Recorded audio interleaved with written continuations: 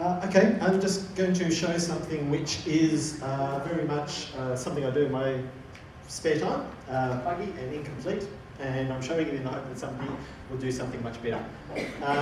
So I'm starting from the point of view that historians create linked open data or linked data all the time, they just don't realise it.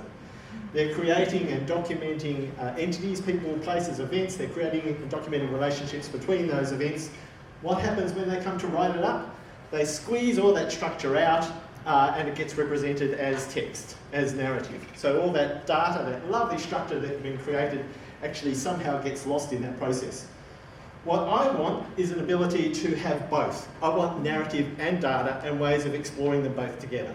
And that's sort of where I started from, and that's why I sort of keep on fiddling with this stuff.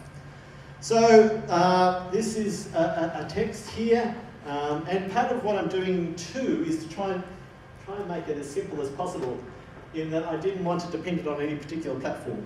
So what I'm going to show you is basically just one HTML page with some JavaScript.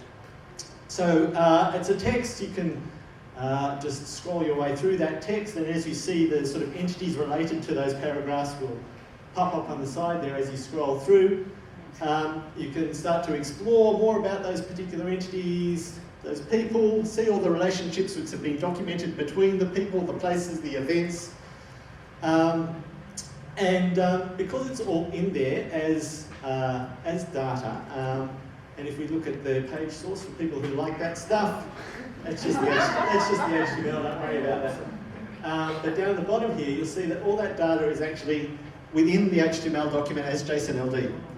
So all of that just gets loaded when the page loads, and the front end is in AngularJS, so you can then transform that data and display it in different ways. So it's just as simple as actually dropping in some other JavaScript libraries to actually view that stuff in different ways. So creating a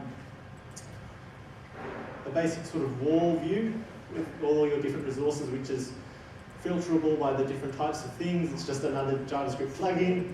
Creating a map to pull out the geodata again is actually pretty trivial, as is a timeline. So just by basically creating and making available that linked open data in this form, you actually get all sorts of possibilities for creating different types of interfaces and having that sort of dialogue going on between your data and your actual narrative. So you see here, even when you're looking at a particular person, you can actually jump back into the text to see where that person is being mentioned and explore that context. So, yes, thanks.